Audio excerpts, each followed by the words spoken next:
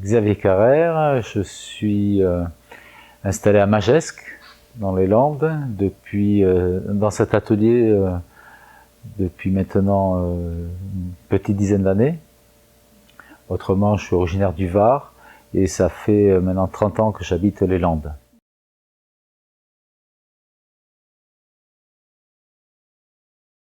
Alors, l'approche du verre à chaud, le verre soufflé, oui, j'ai été assisté pendant les vacances scolaires, mon oncle qui est installé dans les Alpes-Maritimes, et dès l'âge de 13 ans, donc j'ai commencé à apprivoiser ces techniques du travail du verre à chaud, du verre soufflé.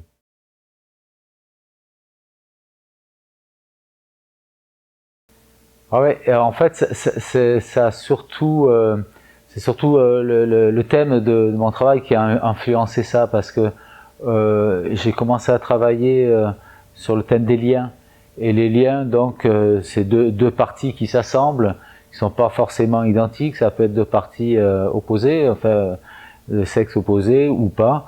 Et donc, voilà, c'est ce qui m'a fait travailler d'autres matières, opposer le verre transparent, lisse, avec des matières plus brutes et plus rugueuses.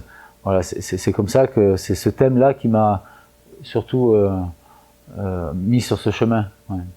Et après, j'ai pris plaisir à associer ces matières. Et maintenant, j'ai travaillé davantage sur des sculptures d'extérieur.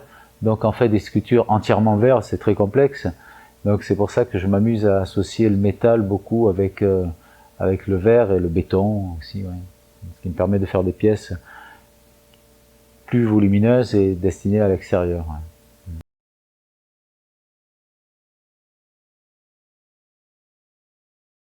Alors ça m'est arrivé notamment pour l'installation des grosses bulles de verre que j'ai baptisées ovolite. Oui, là, ouais, parce que là, je me suis imaginé comme décor, comme écrin, l'océan Atlantique. Et donc là, voilà, là sur ce genre de pièce, oui, j'ai pris en compte le décor extérieur. Après, non, lorsque moi je travaille en général sur des pièces, je pense pas à ça, ouais. Ouais, en fait, c'est oui, parce qu'on s'inspire. Enfin, moi, je m'inspire de ce que je vis, de ce que je vois, et c'est vrai que de vivre ici dans les Landes, j'ai commencé à travailler, par exemple, sur la tauromachie.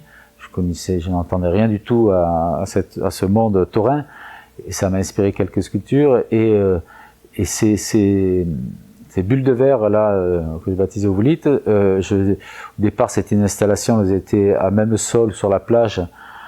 Sur le sable, et ensuite j'ai observé la forêt landaise et je me suis dit tiens, les tiges des troncs d'arbres qui s'élèvent vers les cieux, et au bout on a une sorte de bulle verte en fait qui est la cime des arbres, et donc c'est comme ça que j'ai pensé à ériger ces bulles de verre sur ces tiges métalliques, ouais. Donc en fait ça avait une inspiration aussi des Landes, ouais.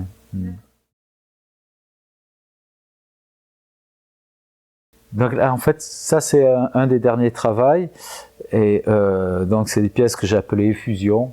En fait, c'est donc des étreintes, une étreinte, et c'est une technique très particulière que j'ai mise au point parce qu'en fait, le béton lie le tout, quoi, en fait,